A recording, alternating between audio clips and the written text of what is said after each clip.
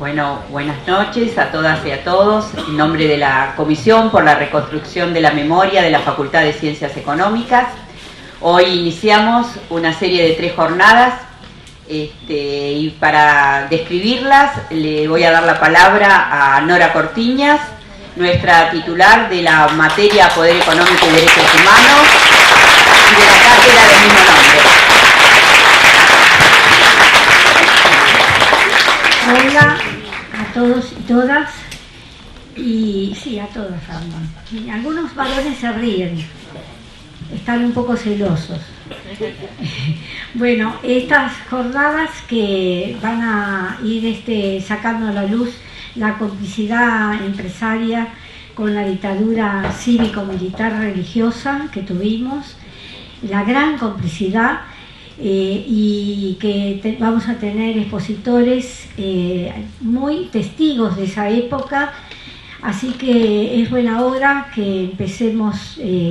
a destapar esta gran olla y que también son los gestores del terrorismo económico,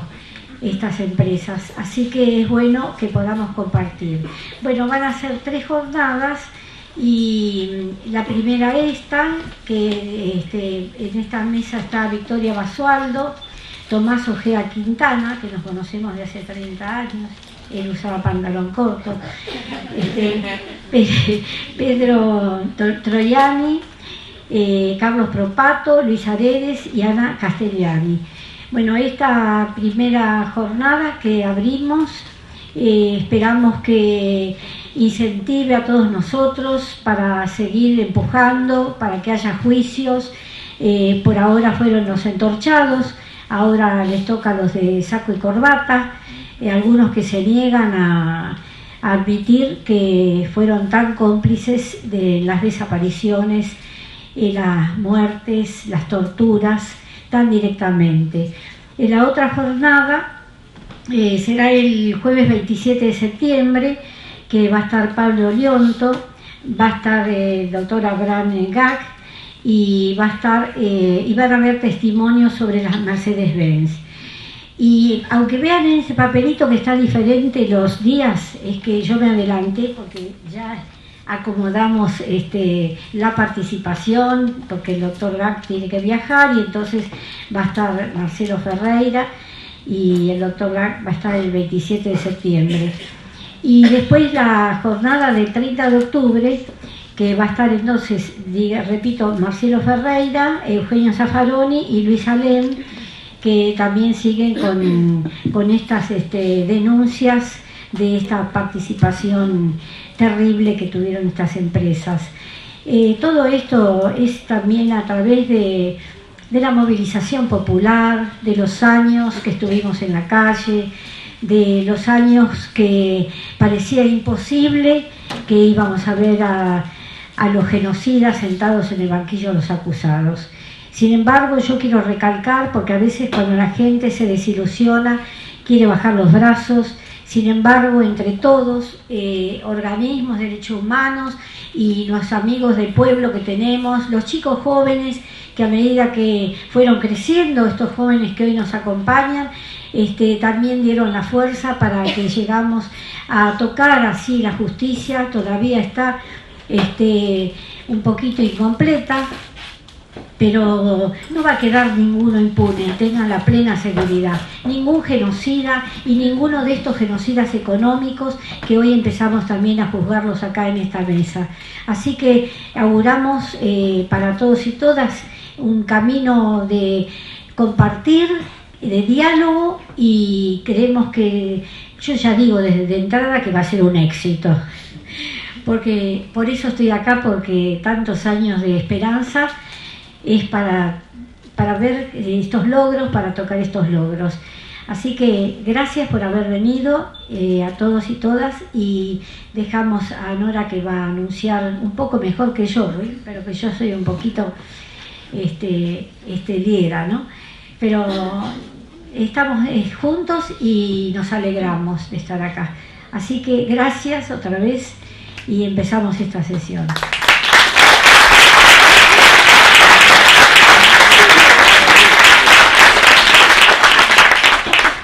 yo quería agregar que, bueno, lo importante de que en este espacio, en esta facultad, hagamos estas jornadas también tiene que ver con el deseo y el impulso que tiene esta comisión de que en las aulas de esta facultad lleven los nombres de nuestros compañeros y no los nombres de algunas empresas complicadas con el genocidio. Bueno, para empezar nos va a hablar Victoria Basualdo, historiadora del CONICET y especialista en estos temas. Gracias.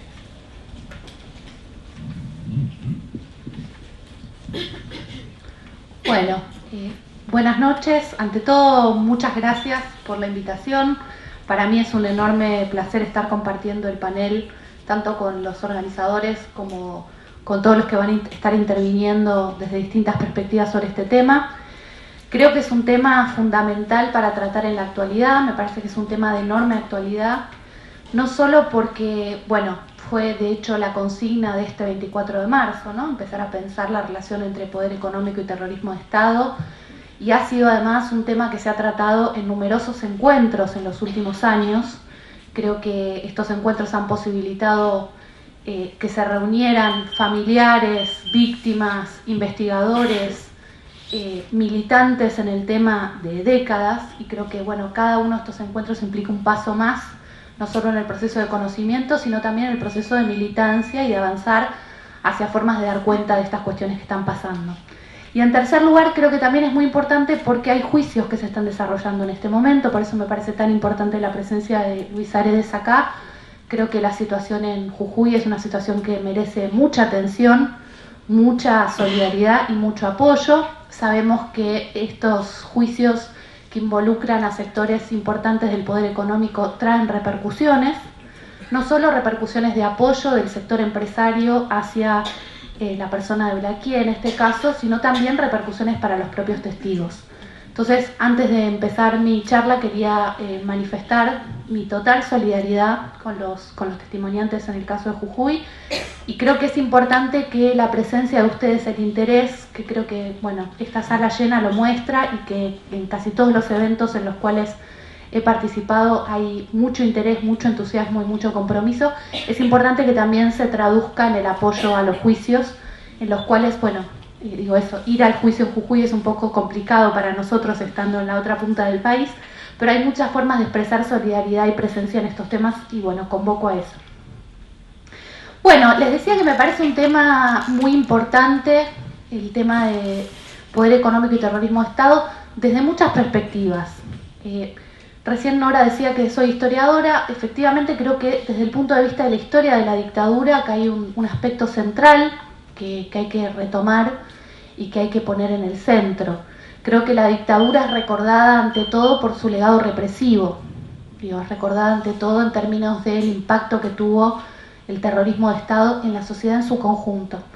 no solo en las víctimas específicamente, sino en el tejido social, en las relaciones económicas, sociales y políticas. Creo que en este sentido pensar a la represión aislada de otras dimensiones nos hace perder dimensión de cuál es el desarrollo histórico de nuestro país, dónde estamos parados y cuáles son los desafíos. Y me parece que este eje de terrorismo de Estado y poder económico reinstala la necesidad de empezar a conectar las visiones más políticas que siempre se discutieron, además en el retorno a la democracia, que se formularon a lo largo de las décadas en distintas visiones, en esta visión plasmada en el Nunca Más, y que luego fue retomada y discutida por distintos movimientos de derechos humanos, y que ha sido discutida y reformulada a lo largo de las décadas. Me parece que en este caso de lo que estamos hablando es de la necesidad de pensar en la vinculación entre las dimensiones políticas de esta historia, que siempre fueron contadas en términos de la historia de la radicalización política y la confrontación entre organizaciones políticas y político-militares con las fuerzas militares, para incluir otros elementos que son imprescindibles en esta historia. ¿Cuáles son estos elementos? Bueno, justamente las dimensiones económicas y sociales. Hablar de terrorismo de Estado y dictadura nos permite entender que a mediados de los años 70 se produjeron enormes cambios en términos políticos y represivos, que la toma del poder por parte de las Fuerzas Armadas implicó el desarrollo del terrorismo de Estado en la Argentina y todo lo que esto trajo aparejado, la política de desaparición de personas, los campos de concentración, la prisión de miles y miles de militantes, la persecución de otros que tuvieron que ir al exilio externo o interno, y esta historia represiva que es lo primero que uno tiene en la cabeza cuando habla de la dictadura militar. Me parece, sin embargo, que la historia que estamos contando acá, la historia de la cual vamos a escuchar en vivo y en directo por parte de algunos de los protagonistas que la vivieron, es una historia que involucra, además de pugnas políticas, pugnas económicas y sociales. Y nos permite ver a la etapa de la dictadura como una etapa en la cual se produjeron, además, transformaciones estructurales de enorme importancia. Y acá es donde me parece que es un acierto enorme estar haciendo estas jornadas en la Facultad de Ciencias Económicas y poner el eje en la importancia del cambio estructural que se produce a mediados de los años 70, no solo porque marcó ese momento, no solo porque en ese momento se produjeron cambios centrales que tuvieron que ver con el fomento de un proceso de desindustrialización muy fuerte en la Argentina y con el inicio de una nueva etapa que tuvo como un eje muy importante la valorización financiera, sino porque esos cambios económicos que se instalaron a partir de políticas económicas específicas como la reforma financiera del 77 y la apertura comercial del 79, lo que produjeron fueron cambios estructurales que perduraron en el tiempo, incluso durante la democracia. Es que vincular la forma que asumió la represión durante la dictadura con estos cambios estructurales es central para entender el cambio en la relación de fuerzas que se produce desde mediados de los años 70 en adelante, hasta por lo menos el 2001, y que hoy se está tratando de remontar en distintos sentidos, ¿no? Y en esta década se han puesto en juego, se han puesto en jaque, se han puesto en discusión y se está tratando de remontar. Y estamos hablando entonces de que mediados de los años 70 no es solo el momento de instauración de un Estado terrorista, no es solo el momento en el cual se da comienzo a un proceso represivo inédito en la historia argentina, que terminó con un legado de miles de desaparecidos, de asesinados y de presos, y con una sociedad cuyo tejido social se modificó radicalmente, sino además es una etapa en la cual comienza un nuevo tiempo en lo que se refiere a la relación entre capital y trabajo. Y esto me parece que nos implica instalar un eje que muchas veces se desvincula, se olvida o se margina a la hora de pensar en la dictadura militar y que nos interpela directamente, porque ya no estamos hablando únicamente, como planteaba Nora Cortiñas al comienzo, de las fuerzas militares, de los uniformes y las botas, sino que estamos hablando de las relaciones básicas en términos económicos y sociales. Entonces me parece que esta interpelación lo que instala es recuperar la relación entre tres políticas centrales de la dictadura que me parece que fueron, a pesar del fracaso de la dictadura, a pesar de la transición hacia la democracia, de lo importante que fue la recuperación de la democracia en nuestro país, que fueron exitosas en tanto perduraron, se profundizaron y se continuaron durante décadas, ¿no? Y estas tres políticas son la relación central entre la política represiva, entre la política laboral y la política económica. Me parece que no es casual que acá tengamos en la mesa, por un lado, a investigadores, sociólogos, historiadores, por otro lado, abogados que están llevando adelante los juicios, pero además a trabajadores o a familiares de trabajadores y militantes, que fueron un blanco central de la dictadura militar. Y acá es donde empezamos a hablar no solo en términos políticos, no solo en términos de la militancia política, sino del papel económico y social que jugaban muchos de los desaparecidos y muchos de los perseguidos durante la dictadura. Un enorme porcentaje de estos desaparecidos eran trabajadores, lo que nos está mostrando que la lucha política está estrechamente vinculada con la lucha laboral y con la lucha de la clase trabajadora, que como ustedes saben tiene una historia de lucha y organización muy extensa en la Argentina, que en realidad nace casi con el desarrollo del capitalismo en nuestro país, ¿no? Esta clase trabajadora que se organizó desde fines del siglo XIX en distintas formas de organización sindical, tuvo además la posibilidad de constituir un movimiento sindical enormemente fuerte, sólido y que tuvo un protagonismo central en términos económicos y sociales en la historia del siglo XX. Una estructura sindical compleja, con contradicciones. Todos aquellos que tenemos relación con el mundo sindical sabemos muy claramente las enormes contradicciones y los enormes desafíos que implica la representación sindical. Yo no suscribo a las visiones románticas y simplistas de este fenómeno. Creo que es enormemente difícil la representación de los trabajadores y que los propios trabajadores están atravesados por muchas contradicciones. Pero creo que también que claramente en el caso argentino hemos tenido una historia de organización y de lucha de décadas que no solo se plasmó en la existencia de una estructura sindical muy fuerte, muy sólida, con una dirección centralizada, a la cual muchas veces se la acusó, creo que correctamente, de burocratizada, de poco representativa por momentos, y esto ocasionó muchas disputas, sino también una clase trabajadora de enorme organización en sus bases,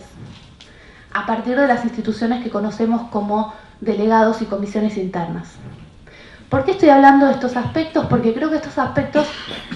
difícilmente o raramente se vinculan con la historia de la dictadura y están estrechamente vinculados. Y los testimonios que vamos a escuchar hoy son testimonios justamente de trabajadores que intentaron organizarse en este nivel, en los niveles de las fábricas.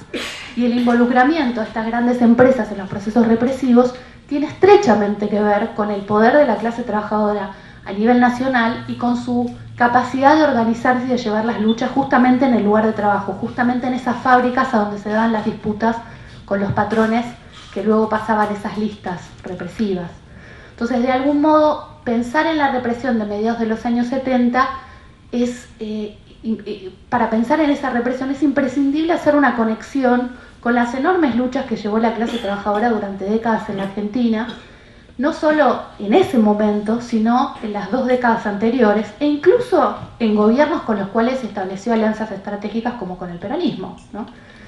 Como con todos los gobiernos, durante el gobierno peronista muchas de las conquistas se lograron con lucha, con conflicto, con confrontación, con demanda, muchas de ellas llevadas adelante por los propios peronistas que lo que decían es: si este es mi gobierno, quiero obtener lo que me merezco, ¿no? Y así es donde vemos que, lejos de ser una etapa de concordia, conciliación y acuerdos, son etapas de enorme movilización y de enorme conflicto y de enorme lucha las que lograron avances como la redistribución del ingreso fenomenal que se produjo en esa etapa y los avances en términos de organización sindical. ¿A qué voy con esto? Bueno, creo que en la dictadura se jugaban estas cuestiones y que esto, cuando yo hablaba de las 3 políticas, estas 3 políticas están estrechamente vinculadas, porque lo que sucedió, lo que se puso en marcha a mediados de los años 70, que además creo que hay que vincularlo con el contexto internacional, digo, esta resolución a un conflicto entre capital y trabajo que desde el 55 hasta el 76 está abierto, está sangrante, está en permanente discusión y disputa, esta resolución se logra en contra del trabajo, digo, se logra una primera revancha muy importante a mediados de los años 70 en contra de los trabajadores, justamente en un contexto internacional de enorme cambio de relación de fuerzas entre capital y trabajo. Esto que pasa en la Argentina, digo, no solo a nivel regional, teníamos dictaduras en esta etapa que también tenían políticas antiobreras y antisindicales muy fuertes, y que también desmantelaron a las organizaciones